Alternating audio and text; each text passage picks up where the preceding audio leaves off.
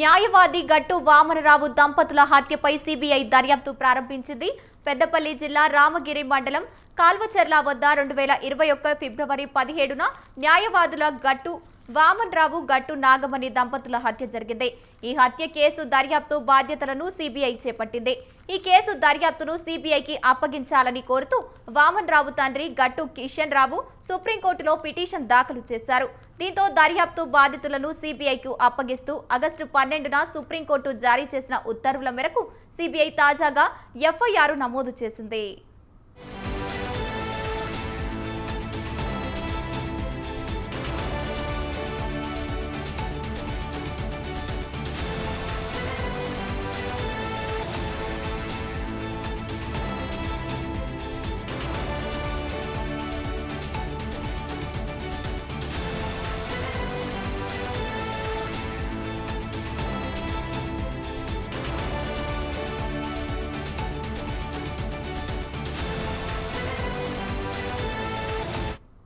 ఈ హత్య కేసులో కిషన్ రావు ఇచ్చిన ఫిర్యాదు ఆధారంగా రామగిరి పోలీస్ స్టేషన్లో ఎఫ్ఐఆర్ నమోదైంది.